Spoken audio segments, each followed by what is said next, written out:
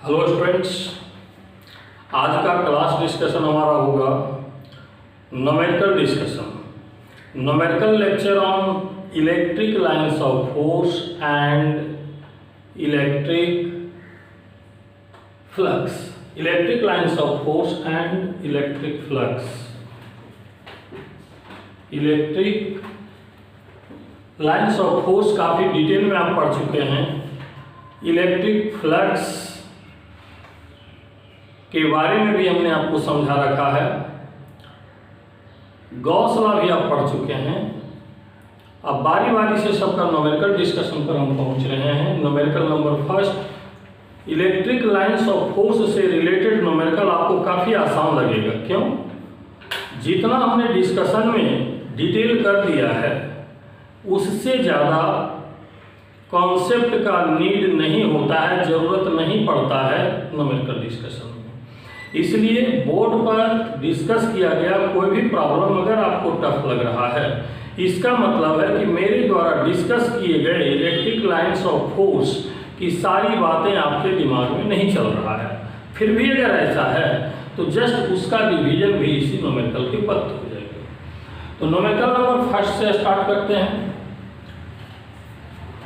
3 positive charges of equal value Q are placed at the vertices of an equilateral triangle. Equilateral triangle के vertex पर, equilateral triangle के vertex पर 3 equal charge को placed किया गया है। Plot the lines of force in this case. इस case में लाइंस ऑफ फोर्स को प्लॉट करना है। इक्वल पॉजिटिव चार्ज है तो पॉजिटिव चार्ज का lines of force in all possible direction इस तरीके से ओरिजिनेट होगा। इसका इधर जाना चाहेगा, इसका इधर जाना चाहेगा, इसका इधर जाना चाहेगा।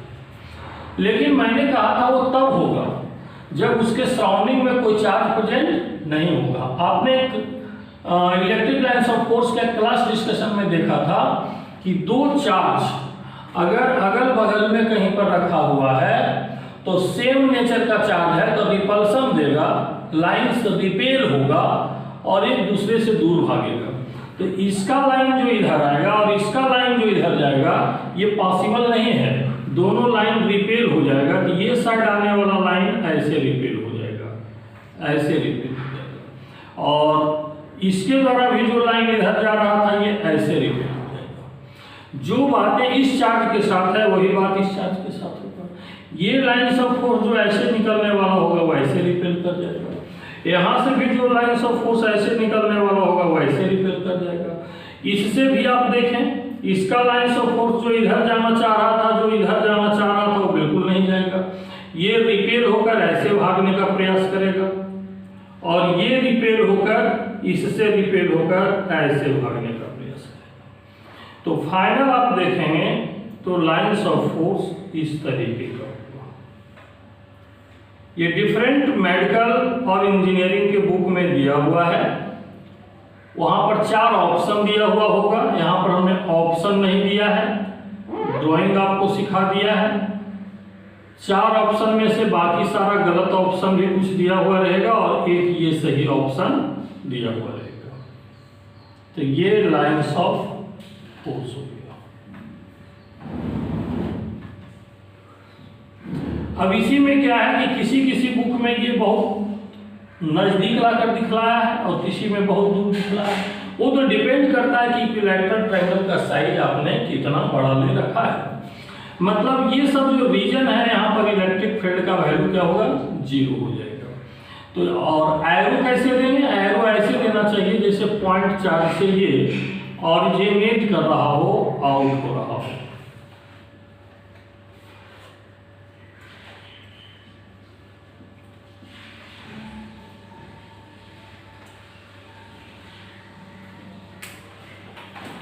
इसके बाद नेक्स्ट न्यूमेरिकल 2 नंबर।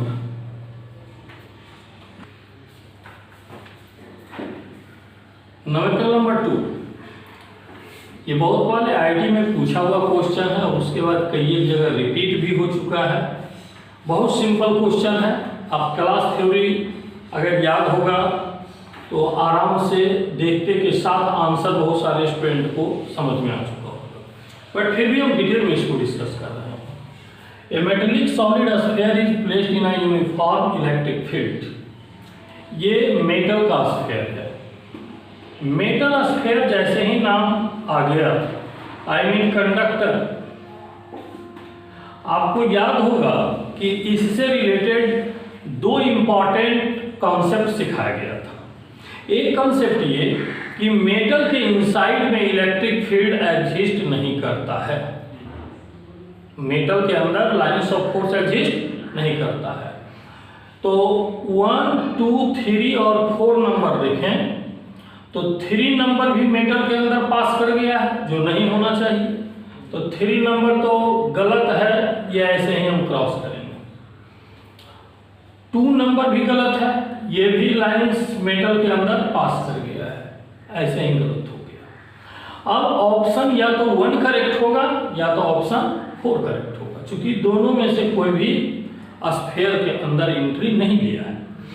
लेकिन अब आगे आप सोचिए कि एक कॉन्सेप्ट और हमने समझाया था कि मेटल सरफेस पर जितने भी लाइंस ऑफ फोर्स आते हैं वह नॉर्मली इंसिडेंट होता है। इंसिडेंट होगा तो नॉर्मली, ऑरिजिनेट होगा तब भी नॉर्मली। तो 90 डिग्री बनाता हुआ कौन सा लाइंस ऑफ फोर्स है, ये ध्यान देना है। अब जरा देखिए 1 नंबर और 4 नंबर पर ही हमको डिस्कशन करना है। तो 1 नंबर जहां पर टच कर रहा है, अगर यहां पर एक टेंजेंट लाइन बना लें तो ये टेंजेंट लाइन और ये लाइन एक दूसरे से 90 डिग्री पर नहीं हो सकता है। चूंकि कोई स्फीयर से 90 डिग्री पर है, इसका मतलब ये होता है कि स्फीयर पर बनाए गए टेंजेंट लाइन से 90 डिग्री पर होना चाहिए। स्फीयर से बनाए गए टेंजेंट लाइन से जो 90 डिग्री पर होगा उसी को हम बोलेंगे स्फीयर से भी 90 डिग्री पर है। और दूसरा बात ये भी ध्यान रखना है कि नॉर्मल टू द स्फीयर और नॉर्मल टू द सर्कल जो होता है वह सेंटर से पास करता है। कहां से पास करता है? सेंटर से पास करता है। इस लाइन को आप आगे बढ़ाएंगे तो सेंटर से पास नहीं करेगा, इसलिए ये रिजेक्ट हो गया। तो जब 3 रिजेक्ट हो गया तो ये सेलेक्ट हो गया। लेकिन फिर भी आप डिटेल समझिए कि जिसका हमने सिलेक्शन किया आखिर इसमें क्या खासियत है, क्यों ये सही है। आप देखें, पहला कॉन्सेप्ट को फॉलो कर रहा है कि मेटल के इनसाइड में ये पास नहीं कर रहा है, मेटल के इनसाइड में एग्जिस्ट नहीं कर रहा है। और दूसरा, जब यहाँ पर आप टेंजेंट लाइन बनाएंगे तो ये 90 डिग्री पर दिख भी रहा है। और आप अगर जस्टिफाई करना चाहते हैं, इसको आगे की ओर अगर बढ़ाएंगे तो ऐसा लगता है कि सेंटर पर मिल रहा है। यही काम यहाँ पर करके देखें, टेंजेंट लाइन ऐसे बनाएंगे तो ये लगेगा कि 90 डिग्री पर मिल रहा है, और पीछे की ओर बढ़ाकर देखेंगे कि ऐसा लग रहा है कि सेंटर पर मिल रहा है। तो देखिए, जो लाइन स्फीयर या सर्कल में सेंटर की ओर जाता है वह नॉर्मल का लाइन होता है। 9th 10th क्लास में मैथमेटिक्स में ऐसा पढ़े होंगे। उस आधार पर ये 4 नंबर आंसर हमारा करेक्ट होगा। चौथा number lines of force correct है।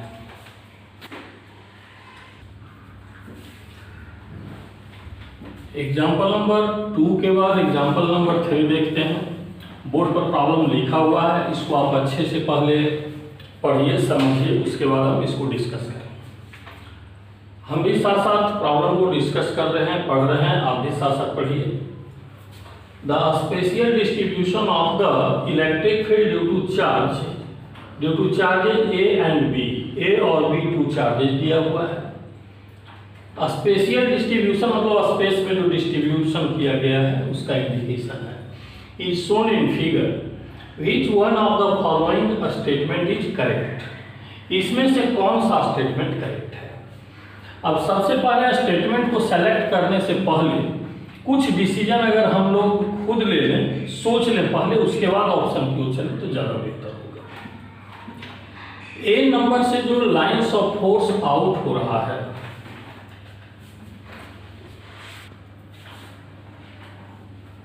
1 2 3 4 ये साइड में 3 लाइन्स ऑफ फोर्स आउट हो रहा है।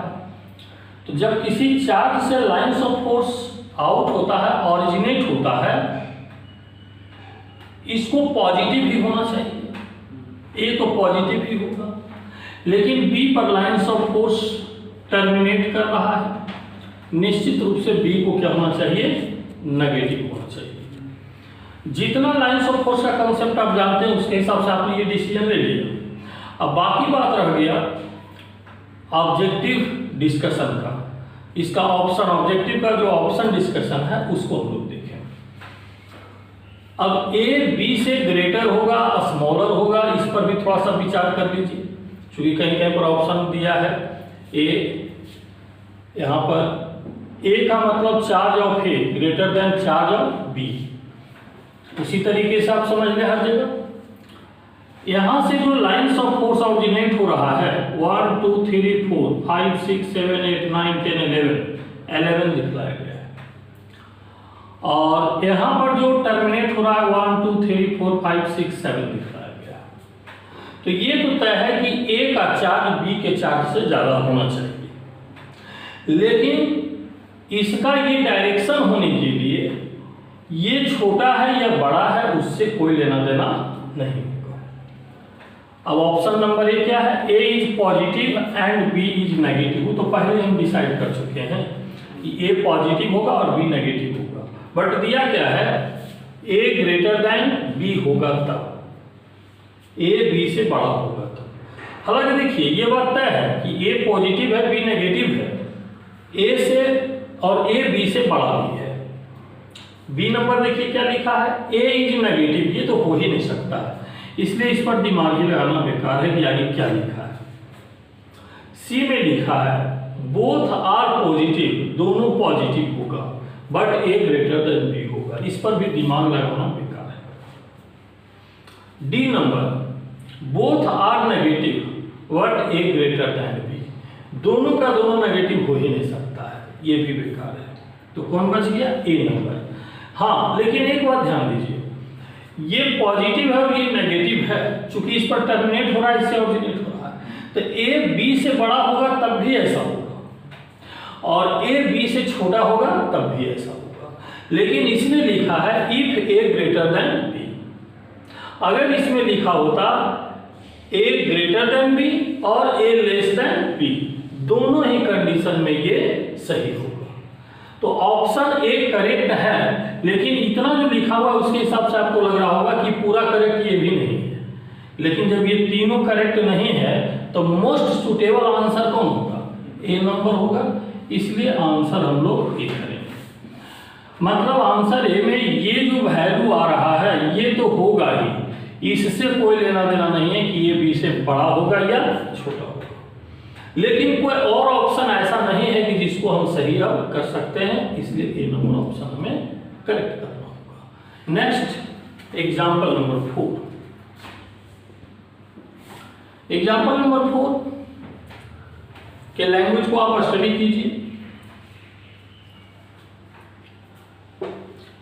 A few electric field lines for a system of two charges Q1 and Q2 fixed at two different points on the x-axis are shown in the figure।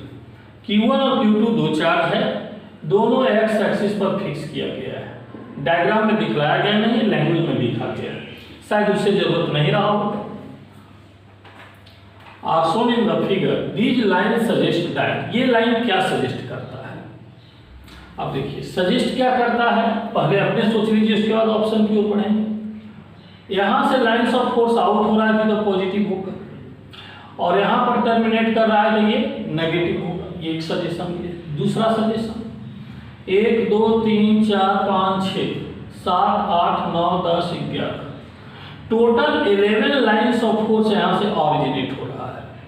और यहां पर आप देखेंगे तो total lines of force जो terminate कर रहा है 1 2 3 4 5 6, ठीक है, 3 2 5 6 7, मतलब इस पर टर्मिनेट होने वाला नंबर ऑफ लाइन्स कम है और इससे ऑरिजिनेट होने वाला नंबर ऑफ लाइन्स ज्यादा है। तो ऐसे केसेज में Q1 का वैल्यू Q2 से क्या होना चाहिए, बड़ा होना चाहिए, क्योंकि हमने कहा था कि number of lines of force directly proportional to charge का। ये तो क्लियर हो गया कि Q1 ग्रेटर देन Q2 होगा। तो Q1 ग्रेटर देन Q2 होगा, बट न्यूमेरिकल वैल्यू यहां सोचना होगा। पॉजिटिव नेगेटिव साइन तो ऑलरेडी हम डिसाइड कर चुके हैं कि ये पॉजिटिव होगा और ये नेगेटिव होगा, तो ये ग्रेटर जो होगा न्यूमेरिकली होगा। अब चारों ऑप्शन देखिए किस टाइप से दिया है। Numerical value Q1 greater than Q2, यहाँ क्या है Q1 लेस देन Q2, ये तो होगा ही नहीं। अब यहां से देखिए third number, left of Q1 electric field is 0। Q1 के लेफ्ट साइड में इलेक्ट्रिक फील्ड का वैल्यू 0 होगा, Q2 के राइट साइड में इलेक्ट्रिक फील्ड का वैल्यू 0 होगा। तो यहाँ पर देखिए इलेक्ट्रिक फील्ड 0 हो सकता है और नहीं हो सकता, वो डिपेंड क्या करता है लाइंस ऑफ फोर्स। अभी और तो ऐसे होगा,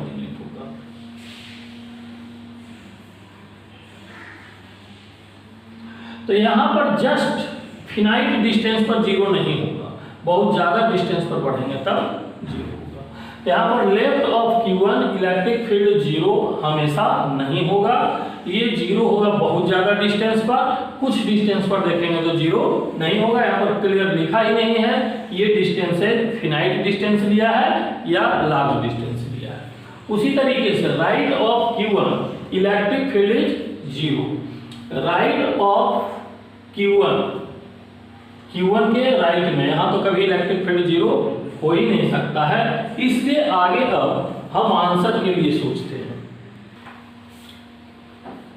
ऑप्शन नंबर 1 हमने क्या आपको सजेस्ट किया था, सही है, तो इसको हम करेक्ट करेंगे और बाकी सारा ऑप्शन हमारा सही नहीं है।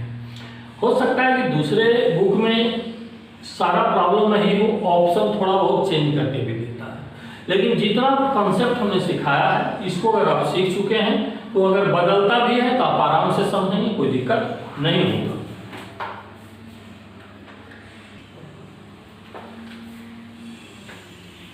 न्यूमेरिकल नंबर 4 के बाद numerical number 5 number numerical board पर लिखा हुआ है। क्वेश्चन थोड़ा बड़ा ही दिख रहा होगा, बट देखकर डरने की जरूरत नहीं है।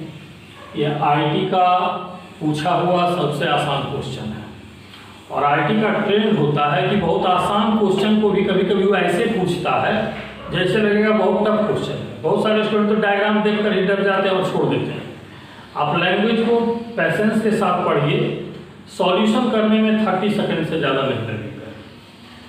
A long cylindrical cell carries positive surface charge rho in upper half and negative surface charge minus sigma। हालांकि यहाँ पर करेक्शन करना होगा, सरफेस चार्ज को हम सिग्मा से रिप्रेजेंट करते हैं, प्लस सिग्मा होगा in upper half and negative surface charge minus sigma in the lower half. The electric field lines around the cylinder will look like figure given in. Figures are systematic and not drawn to the scale. Scale के according नहीं बनाया गया, लेकिन आपको systematic समझना है कि जैसे अपर हाफ के लिए वैसे लोअर हाफ के लिए है, जैसे राइट साइड है वैसे लेफ्ट साइड है। अब यहां से देखिए कि ये जस्ट सिलेंडर है, ऐसे आप सोचिए सिलेंडर का अपर पोर्शन पॉजिटिव चार्ज है और लोअर पोर्शन नेगेटिव चार्ज। ये डायग्राम में जो ऐसे सर्कल दिख रहा है, तो सिलेंडर को जब आप सामने से देखेंगे तो सिलेंडर पूरा तो दिखाई नहीं देगा, ये जस्ट इसका आगे का पोर्शन दिखाई देगा। जस्ट एक कॉपी देखें इसको और बेहतर तरीके से समझने के लिए।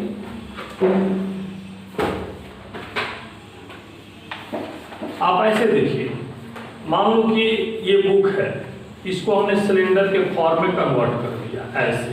तो आप जब सामने से देखेंगे, जब आप सामने से देखेंगे तो ये पोर्शन ही दिखेगा। तो डायग्राम में ये जो बनाया है सिर्फ यही पोर्शन बनाया है, राइट, यही पोर्शन बनाया है और बाकी ये पोर्शन छुपा दिया है।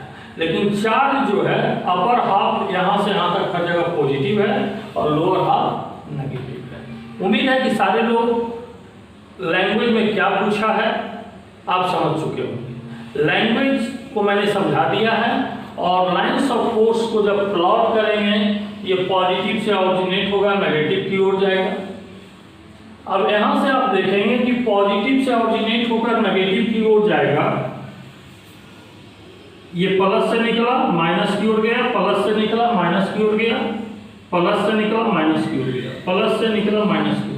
और हमने कहा था पॉजिटिव और नेगेटिव चार्ज अगर अगल बगल में हो तो क्लोज्ड लूप और ओपन लूप दो तरह की बात किया था। तो लूप कैसा बनना चाहिए आपको याद होगा, इलेक्ट्रिक लाइंस ऑफ फोर्स जो लूप फॉर्म करता है वो हमारा क्लोज होता है या ओपन होता है, आप लोग लगता है भूल गए हैं, देख लीजिए प्लस और माइनस चार्ज है, यहाँ से ऐसे जाएगा, यहाँ से ऐसे जाएगा, ये ओपन लूप होता है, क्लोज लूप नहीं होता। तो यहाँ पर देखिए ये ऐसा लग रहा है कि जैसे लूप बना रहा है, इसके एक लाइन को सोच लें, इसके एक लाइन को सोच लें, ये लगेगा कि एक लूप कंप्लीट हो गया है। चलिए आगे बढ़िए। तो बी नंबर ऑप्शन क्या है, ये तो ऑप्शन करेक्ट दिख रहा है, कहीं से कोई गलत नहीं दिख रहा है, लेकिन आंसर को सिलेक्ट करने से पहले बाकी ऑप्शन को भी एक बार चेक कर लें। इसमें क्या है, पॉजिटिव से सब आउट हो रहा है, नेगेटिव में सब टर्मिनेट हो रहा है, सही है, लेकिन गलत क्या है, जब पॉजिटिव और नेगेटिव चार्ज अगल बगल में रहेगा तो लाइंस ऑफ फोर्स स्ट्रेट नहीं होगा, वो कर्व हो जाता है। तो इसमें देखिए कर्व दिखलाया गया था, बट इसमें क्या किया गया है, कर्व दिखलाया नहीं गया है। सी नंबर में आप देखें, सी नंबर में ऑरिजिनेट हो रहा है पॉजिटिव से, नेगेटिव पर टर्मिनेट हो रहा है, लेकिन ये लाइन से मिला नहीं है, जबकि अट्रैक्शन इफेक्ट से क्या होना चाहिए, दोनों को एक दूसरे से मिल जाना चाहिए, लूप के फॉर्म में होना चाहिए, जो यहाँ पर नहीं है। तो सी भी गलत मिला, बी भी गलत मिला। डी की बात कर लें तो यहाँ पॉजिटिव से ऑरिजिनेट जरूर हो रहा है, ये नेगेटिव पर यहाँ से टर्मिनेट भी जरूर हो रहा है, देखो पॉजिटिव से निकल रहा है, नेगेटिव पर टर्मिनेट हो रहा है, लेकिन इसको आप देखेंगे तो प्लस से निकलकर माइनस पर टर्मिनेट हो रहा है, तो ये क्लोज लूप बना रहा है, जबकि electric lines of force open loop बनाना चाहिए। इधर भी आप देखेंगे कि ऐसे गया है, ऐसे गया है, इधर अब्सेंट है, लेकिन अगर इमेजिन आप करते हैं तो ये सेंस ले रहा है क्लोज लूप का, इसलिए डी नंबर भी हमारा गलत है। हमारा फाइनल आंसर कौन सही होगा, ए नंबर। और ये क्वेश्चन IIT का पूछा हुआ क्वेश्चन है, परहैप्स 2015 का होगा। नेक्स्ट डिस्कशन, अभी जो हमने डिस्कशन किया है वह इलेक्ट्रिक लाइंस ऑफ फोर्स से रिलेटेड था, हमने हेडिंग दिया था electric lines of force and electric flux. Next discussion हमारा रिलेटेड टू इलेक्ट्रिक फ्लक्स होगा। कितना मिनट हुआ है?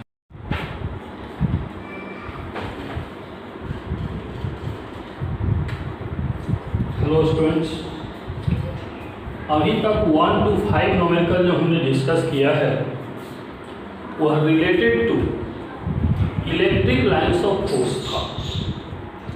अब नेक्स्ट न्यूमेरिकल डिस्कशन हम करने जा रहे हैं इलेक्ट्रिक फ्लक्स। इलेक्ट्रिक फ्लक्स का कैलकुलेशन दो फार्मूला से होता है, एक होता है flux equal to enclosed charge upon epsilon naught से, और दूसरा कैलकुलेशन होता है circular integration of E dot vector A से। हम दोनों पर बारी बारी से डिस्कशन करेंगे, बट पहला डिस्कशन है हमारा based on flux phi equal to Q upon epsilon. 6 number problem में ये 3 फिगर दिया हुआ है, अलग अलग बुक में ये 3 अलग अलग न्यूमेरिकल है, बट तीनों का कॉन्सेप्ट सेम होने की वजह से हमने 3 फिगर्स बना दिया। इसको आप फिगर फर्स्ट कर लो, ये फिगर सेकेंड हो गया, ये फिगर थर्ड हो गया। आपसे पूछा क्या गया है, find flux passing through given shapes in figures 1, figure 2 and figure 3। ये बहुत सारे जो शेप्स दिखलाए गए हैं, ये शेप में हेमिस्फेरिकल शेप है, ये कोनिकल शेप है, और ये आपका स्क्वायर शेप है। प्रत्येक शेप जो दिखलाया गया है उससे फ्लक्स कितना पास करना है, यही कैलकुलेट करना है। प्रॉब्लम सारे लोगों ने समझ लिया है कि प्रॉब्लम में करना क्या है, फिगर छोड़कर प्रॉब्लम का लैंग्वेज को मिटा रहे हैं। एक का कॉन्सेप्ट सीखेंगे बारी बारी से, सभी का कॉन्सेप्ट एक ही तरह का है। ये चार्ज यहाँ पर रखा हुआ है, तो ये हेमिस्फीयर इसको क्लोज नहीं कर पा रहा है, इसको क्लोज नहीं कर पा रहा है, मतलब ये Q ओपन रह जा रहा है। हमने flux phi equal to Q by epsilon naught जब डिफाइन किया था तो वह क्लोज चार्ज के लिए था। तो इस चार्ज को क्लोज करने के लिए गॉसियन बाउंड्री चाहिए, गॉसियन क्लोज बाउंड्री। तो गॉसियन क्लोज बाउंड्री हम दिखलाएंगे कैसे? एक हेमिस्फीयर इधर से है तो दूसरा हेमिस्फीयर इधर से मिलेगा। अब आप देखिए, ये टोटल गॉसियन सरफेस हो गया, ये और ये दोनों मिलाकर क्या हो गया? Gaussian surface. ये रियल गॉसियन सरफेस है और ये इमेजिनरी गॉसियन सरफेस है। तो रियल गॉसियन सरफेस और इमेजिनरी गॉसियन सरफेस जब हमने कंसीडर कर लिया, थोड़ा सा लाइंस ऑफ फोर्स सोचे तो आपको भी आइडिया मिलेगा कि हमें यहाँ और क्या करना है। टोटल फ्लक्स की बात अगर सोचेंगे तो बिना लाइंस ऑफ फोर्स सोचे टोटल फ्लक्स का आंसर क्या होगा? Q by epsilon not. लेकिन जरा यहाँ से देखें, ये जो लाइंस ऑफ फोर्स होगा वो इधर भी जा रहा होगा, इधर भी जा रहा होगा, इधर भी जा रहा होगा। जितना ऊपर डिस्ट्रीब्यूट हो रहा होगा उतना ही नीचे भी डिस्ट्रीब्यूट हो रहा होगा। तो जिस समय आप क्यू बाई एप्सिलॉन नॉट लिख रहे हैं, ये पूरे स्फीयर का है या हेमिस्फीयर का है? जब क्यू बाई एप्सिलॉन नॉट लिख रहे हैं तो टोटल फ्लक्स स्फीयर का है, हेमिस्फीयर का नहीं है। ये जो टोटल बाउंड्री लिए हैं उसका है, ये स्फीयर के थ्रू। लेकिन हमें किसके थ्रू निकालना था? हेमिस्फीयर के थ्रू। तो हेमिस्फीयर के थ्रू जब फ्लक्स कैलकुलेट करेंगे, हेमिस्फीयर के थ्रू फ्लक्स कैलकुलेट करेंगे तो ये हाफ वैल्यू ही इसमें एडजस्ट होगा। फ्लक्स मतलब लाइंस ऑफ फोर्स, आधा जो है नीचे रह जाएगा, आधा ऊपर चला जाएगा, इसलिए ये वैल्यू हो जाएगा half Q by epsilon naught. ये हमारा आंसर है। अब सेकेंड फिगर में देखते हैं। सेकेंड फिगर में अगर इसी तरीके से डिस्कशन देखें तो ये फर्स्ट और सेकेंड के सॉल्यूशन में कोई अंतर नहीं है, सिर्फ शेप का अंतर आपको दिख रहा है। अब जैसे यहाँ से जो लाइंस ऑफ फोर्स एमिट होगा, इधर भी जाएगा, इधर भी जाएगा, इधर भी जाएगा, इधर भी जाएगा, इधर भी जाएगा, इधर भी आएगा। लेकिन अगर इधर कोई सरफेस नहीं है तो ये ओपन सरफेस रह जा रहा है। तो एक इमेजिनरी कोण हम लोग दिखलाते हैं। इमेजिनरी कोण जिस शेप, जो साइज इसका है उसी साइज का ये कोण ले रहे हैं, ये इमेजिनरी है। इमेजिनरी लेने से क्या हुआ कि लाइंस ऑफ फोर्स जितना इधर डिस्ट्रीब्यूट होगा उतना ही इक्वली इधर भी डिस्ट्रीब्यूट होगा। उससे क्या होगा कि टोटल फ्लक्स जो यहाँ पर होगा वह क्यू बाई एप्सिलॉन नॉट होगा। तो फ्लक्स, टोटल फ्लक्स कितना हो जाएगा? Q by epsilon not. लेकिन हमें कैलकुलेट क्या करना है? इसके थ्रू। तो इसके थ्रू जो फ्लक्स होगा टोटल फ्लक्स का हाफ रह जाएगा, इसलिए फ्लक्स थ्रू द कोन जब कैलकुलेट करेंगे तो ये टोटल का हाफ हो जाएगा। आप देखिए दोनों का सॉल्यूशन पॉइंट ऑफ व्यू में कोई अंतर है? कोई अंतर नहीं, कॉन्सेप्ट भी सेम है। लेकिन जब हेमिस्फीयर था तो नेक्स्ट हेमिस्फीयर से क्लोज किए थे, जब एक साइड में कोन है तो दूसरे साइड कोन से हमने क्लोज किया था। अब क्या है? स्क्वायर सरफेस लेते हैं। अब स्क्वायर की जब हम बात करते हैं तो ये स्क्वायर से यहाँ पर स्क्वायर के सेंटर पर चार्ज क्यू को रखा गया है, स्क्वायर के सेंटर से a/2 डिस्टेंस पर।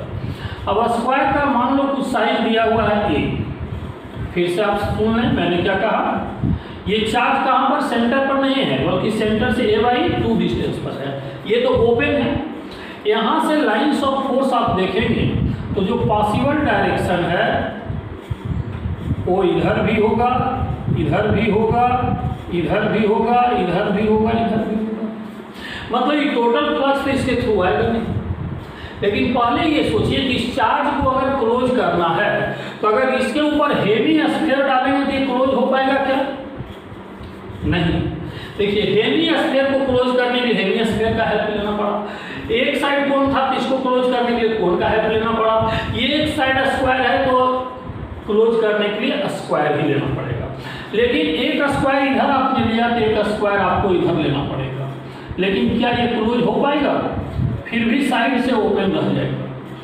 ये ठीक उसी तरीके से हुआ कि ये किसी रूम का ग्राउंड हो गया और ये रूम का रूफ हो गया, मतलब ये जमीन हो गया, ये छत हो गया, साइड से तो क्लोज करने के लिए क्या होना चाहिए? और 4 स्क्वायर चाहिए, साइड से ये चारों स्क्वायर लगेगा।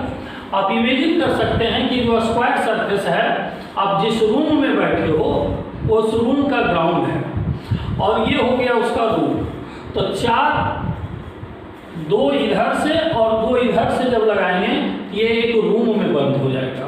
मतलब इसको हम इमेजिन कर सकते हैं कि दिस चार्ज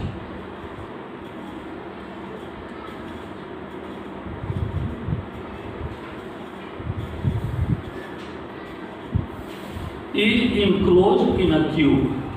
क्यूब में ये आपका दिया हुआ है A और ये दिया हुआ है A, ये स्क्वायर दिया हुआ है और बाकी इस स्क्वायर के बाद जितना स्क्वायर जो ऐसे हमने डॉटेड कर दिया है ये सब इमेजिनरी है। इमेजिनरी को हमने डॉटेड लाइन से दिखला दिया और जो रियल में है उसको हमने सॉलिड लाइन से दिखला दिया। इसके अंदर ये क्लोज है। तो अब देखें कि इसके अंदर क्लोज है मतलब एक रूम के अंदर क्लोज है। तो एक रूम के सेंटर पर किसी एक पॉइंट चार्ज को रख लें या पॉइंट लाइट सोर्स को रख लें। लाइट सोर्स से लाइट रे निकलता है और पॉइंट चार्ज से इलेक्ट्रिक लाइन्स ऑफ फोर्स निकलता है।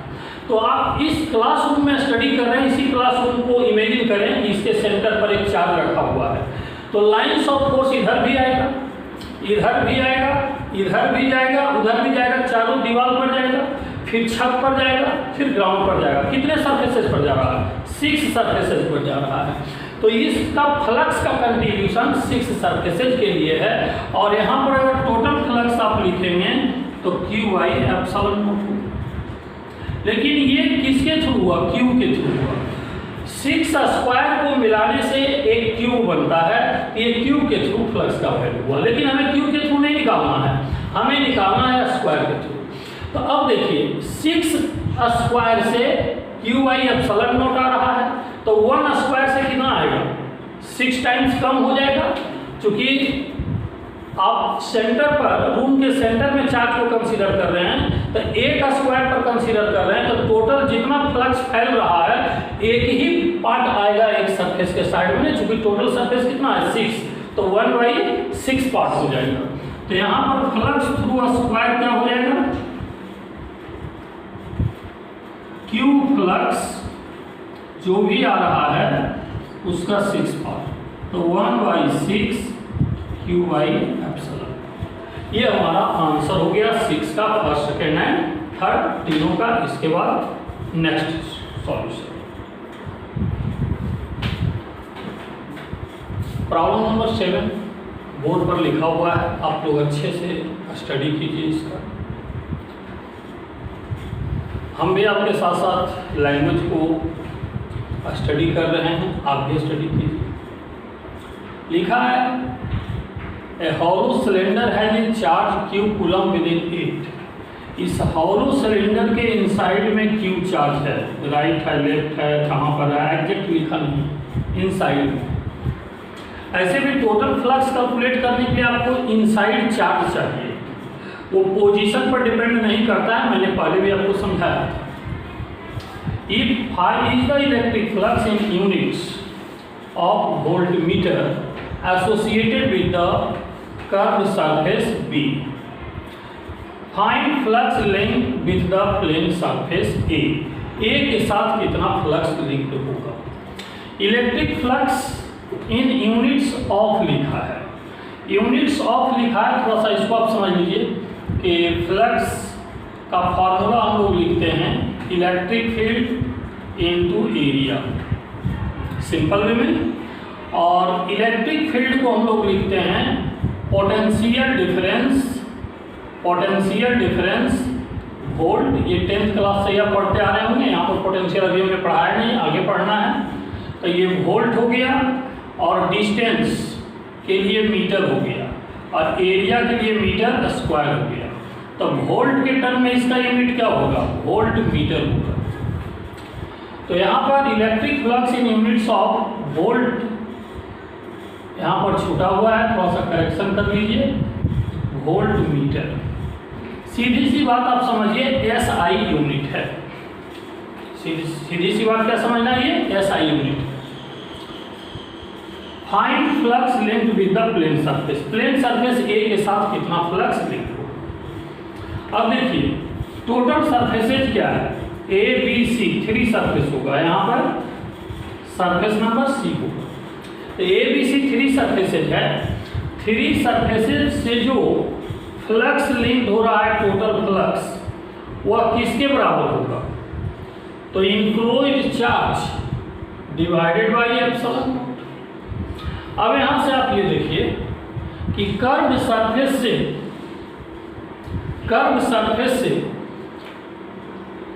हमें कैलकुलेशन किससे करना है, कर्व सरफेस है ना, देखो तो find flux linked with the plane surface से, नहीं कर्व सरफेस से नहीं करना है। Phi is the electric flux in units of volt meter associated with the curve surface B, B के साथ गिवन है और कैलकुलेट करना है ए के साथ। क्लियर हो गया लैंग्वेज, ये बदल करके देता है। अगर देखो प्रॉब्लम पूछने का क्या तरीका हो सकता है, यहाँ पर कर्व सरफेस के साथ दिया हुआ है और प्लेन सरफेस के साथ पूछा, कभी प्लेन सरफेस के साथ दिया हुआ रहेगा, कर्व सरफेस के साथ पूछा जा सकता है, ये दोनों प्रॉब्लम होता है। बट यहाँ के प्रॉब्लम में कर्व सरफेस के साथ ये दिया हुआ है, ये कितना दिया हुआ है 5, ये 5 है। तो अगर ये 5 दिया हुआ है तो कैलकुलेट करना है 5। लेकिन आप देखें कि अगर सिलेंडर है, हॉलो सिलेंडर है, तो ये एरिया और ये एरिया क्या होगा, सिमेट्रिकल होगा। तो सिमेट्रिकल होने से जितना वैल्यू फ्लक्स का इसके थ्रू होगा उतना ही वैल्यू फ्लक्स का इसके थ्रू होगा। तो ये प्लेन सरफेस के थ्रू जो फ्लक्स होगा हाई प्लेन, जितना ए के लिए होगा उतना ही इसके लिए होगा। तो दोनों इक्वल होगा तो हम लोग क्या लिखेंगे, 2 phi from the plane surface plus phi curve surface से है, ये कर्व सरफेस हमने लिख दिया, equal to Q by epsilon. हमें कैलकुलेट क्या करना है, प्लेन सरफेस से अगर ये दिया हुआ रहता, ये निकालना रहता तब भी निकाल लेते, ये दिया हुआ ये निकालना है। तो 2 phi plane equal to Q by epsilon naught minus phi curve. तो यहाँ से फाई प्लेन का आंसर कितना आ जाएगा, 1/2 Q by epsilon naught phi of the curve, phi of the curve phi दिया हुआ है, यही आंसर हो गया। और जैसा कि हमने कहा कोई दूसरे बुक में सेम न्यूमेरिकल मिलेगा, उसमें प्लेन सरफेस का दिया हुआ होगा और कर्व सरफेस का निकालने होगा। तो कर्व सरफेस का निकालना होगा तो ये इधर चला जाएगा तो वैल्यू कैलकुलेटेड हो जाएगा। 6 के बाद 7 नंबर, 6 के बाद 7 नंबर न्यूमेरिकल हो चुका है। अब 7 के बाद 8 नंबर।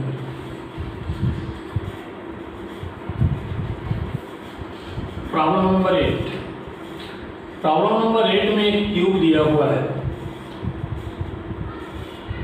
क्यूब में लिखा है कि spherical point charge is placed, point charge का शेप कैसा है, स्फेरिकल है। कहाँ पर प्लेस्ड किया गया है, फर्स्ट नंबर। 2 क्वेश्चन इसमें एक साथ पूछा है। At any one corner of cube, spherical point charge को किसी एक कॉर्नर पर रखा गया है। क्यूब में टोटल कॉर्नर कितने होते हैं, तो किसी एक कॉर्नर पर मान लो यहाँ पर रखा गया है। तो कहता है find flux through the cube, cube से होकर कितना फ्लक्स पास करेगा। We have to calculate the flux passing through the cube से होकर कितना फ्लक्स का वैल्यू पास करेगा। अब देखिए फ्लक्स का पासिंग किस बात पर डिपेंड करता है, इनक्लोज्ड चार्ज पर, क्योंकि फ्लक्स इक्वल टू आप क्या लिखते हैं, क्यू बाई एप्सिलॉन। तो हमारा ड्यूटी यहाँ पर क्या रह गया, हमारा ड्यूटी रह गया ये समझना कि अगर ये चार्ज क्यू रखा गया है तो इसका कितना पार्ट क्यू के अंदर आ रहा है वो इनक्लोज हो गया, और जितना पार्ट उसके बाहर जा रहा है वो इनक्लोज में नहीं आएगा। मतलब इसके अंदर जो फ्लक्स का कंट्रीब्यूशन होगा वह इतने से ही चार्ज की वजह से होगा, इसी का लाइन्स ऑफ फोर्स होगा, इसका लाइन्स ऑफ फोर्स सब बाहर चला जाएगा। ये बात आप लोग समझ रहे हैं कि नहीं? इतने पार्ट का लाइन्स ऑफ फोर्स क्या होगा, बाहर चला जाएगा, इसलिए इसका फ्लक्स नहीं होगा, इतने ही का लाइन्स ऑफ फोर्स अंदर होगा, इसीलिए इसी का फ्लक्स कंट्रीब्यूट करेगा। लेकिन हमें यह जानना होगा कि ये चार्ज का वैल्यू कितना है। स्फेरिकल है तो क्या ये 1/4 अंदर में रहेगा या 1/8 रहेगा या कुछ और होगा, इसी को सोचना है। हो सकता है जो स्टूडेंट केमिस्ट्री पहले से पढ़े होंगे, केमिस्ट्री के टीचर के द्वारा भी ऐसा कुछ समझाया गया होगा, बट आप थोड़ा इमेजिन करने का प्रयास कीजिए। 1/4 अंदर में इनक्लोज नहीं होगा बल्कि 1/8 होगा। कितना होगा इनक्लोज? 1/8। कैसे? इमेजिन कीजिए ये जो स्फीयर है, तो यहाँ पर स्फीयर का सेंटर आप रखेंगे कैसे? स्फीयर का सेंटर रखने के लिए स्फीयर को 2 पार्ट में काटना पड़ेगा। तो 2 पार्ट में काटेंगे तो आधा पार्ट ऊपर और आधा पार्ट नीचे।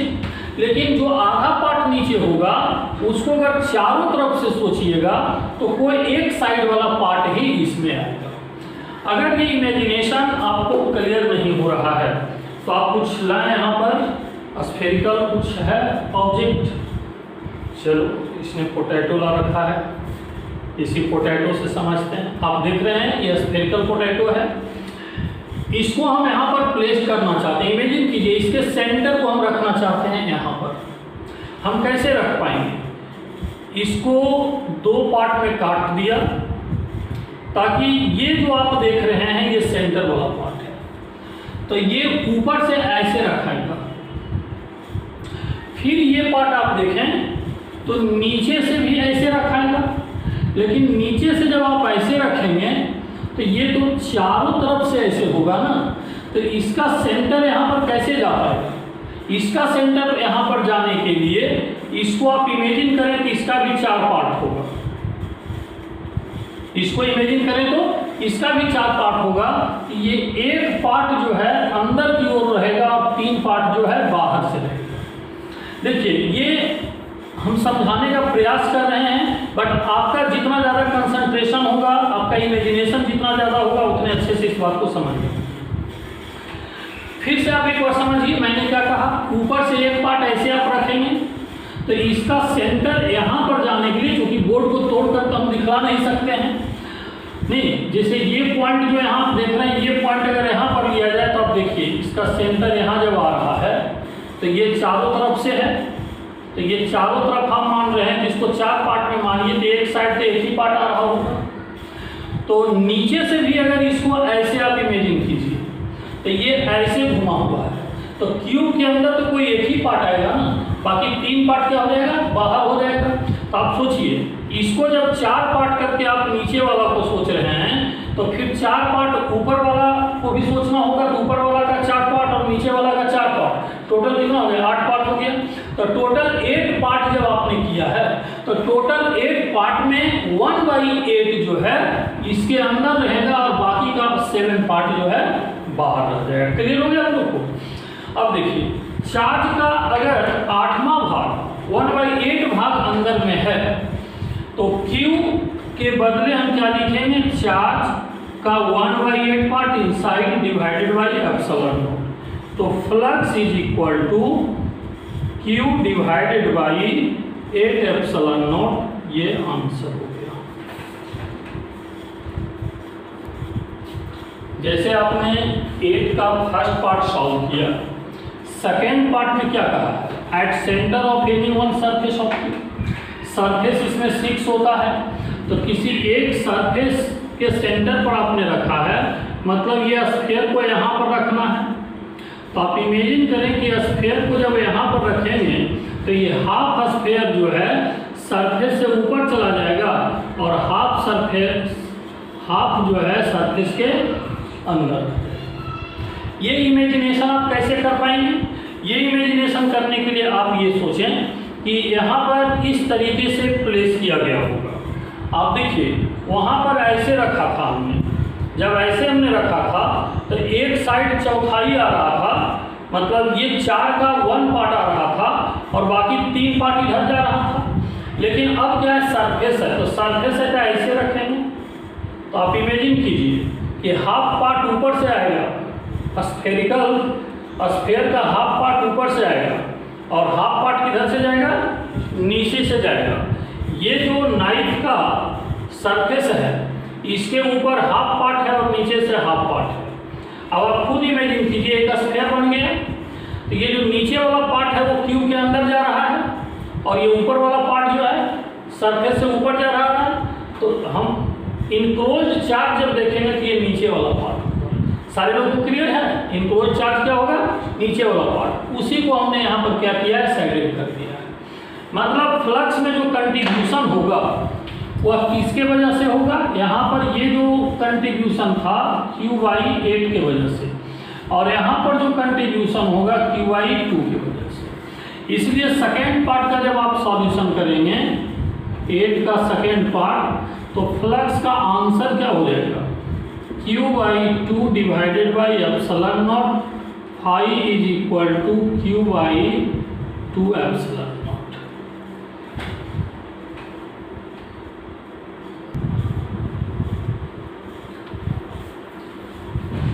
प्रॉब्लम नंबर 8 के बाद प्रॉब्लम नंबर 9 हम लोग देख रहे हैं। प्रॉब्लम नंबर 8 से ही लिंक किया गया है। डिफरेंस क्या है, मान लो कि एक चार्ज कॉर्नर पर रखा हुआ है, तो अभी हमने सिखाया था आपको कि 1/8 पोर्शन जो है इनसाइड द क्यूब होगा और बाकी का पोर्शन आउटसाइड होगा।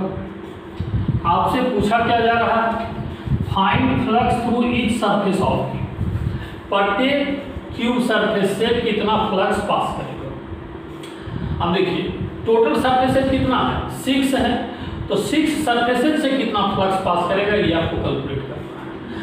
आप पिछले प्रॉब्लम 8 नंबर में जब सॉल्व कर रहे थे तो क्यूब से होकर कितना पास कर रहा था ये आपने कैलकुलेट किया था। यहाँ हमको क्यूब के प्रत्येक सरफेस से कैलकुलेट करना है। आप इमेजिन कीजिए कि जिस रूम में आप स्टडी अभी कर रहे हैं ये रूम में 6 सरफेसेज है। ये जो दीवार आप देख रहे हैं एक सरफेस हो गया, ये दीवार दूसरा सरफेस हो गया, ये छत तीसरा सरफेस हो गया। जैसे ये 2 दीवार और एक छत 3 सरफेस हो गया, उसी तरीके से जो ग्राउंड पर हम लोग अभी खड़े हैं बैठे हैं ये 1 हो गया, तो उधर दोनों का दीवार 2 हो गया, तो 3 इधर हो गया और 3 इधर हो गया, टोटल 6 हो गया। आप इमेजिन करें कि जो चार्ज यहाँ पर हमने रखा है वह चार्ज उस कॉर्नर पर रखा हुआ है। मेरा हाथ उतना दूर तो जा नहीं रहा है, आप लोग सोच रहे हैं ना तो चार्ज कहाँ रखा हुआ है, वो छत का जो कॉर्नर पॉइंट दिख रहा है वहाँ पर रखा हुआ है। आप इमेजिन कीजिए तो चार्ज नहीं लाइट का सोर्स रखा हुआ है, लाइट का सोर्स रखा हुआ है वहाँ पर। तो अब इमेजिन कीजिए कि लाइट कैसे कैसे जाएगा, जो लाइट का रे का डायरेक्शन होगा वही आपका इलेक्ट्रिक लाइन्स ऑफ फोर्स का डायरेक्शन। तो जब यहाँ से लाइट रे चलेगा तो आप क्लियर कीजिए कि यहाँ से लाइट रे जो चलेगा ये आप लोगों को दिख रहा है ना, पीछे वाले स्टूडेंट को ये सब दिख रहा है ना कि लाइट सोर्स जो यहाँ से चलेगा तो इस छत पर कैसे होकर जाएगा, छत पर ऐसे लाइन पोजीशन में जाएगा, टेंजेंशियल जाएगा, टच करता हुआ जाएगा। इस दीवार पर लाइट कैसे आएगा, ऐसे टच करता हुआ आएगा। इस दीवार पर कैसे आएगा, ऐसे टच करता हुआ आएगा। तो जब टच करता हुआ लाइन चलता है किसी सरफेस से इलेक्ट्रिक फ्लक्स क्या बताए थे, 0 होता है। हमने आपको समझाया था कि अगर लाइन्स ऑफ फोर्स ऐसे पास करता है तो फ्लक्स 0 होता है, और हमने समझाया था कि लाइन्स ऑफ फोर्स अगर ऐसे पास करता है तो फ्लक्स मैक्सिमम होता है।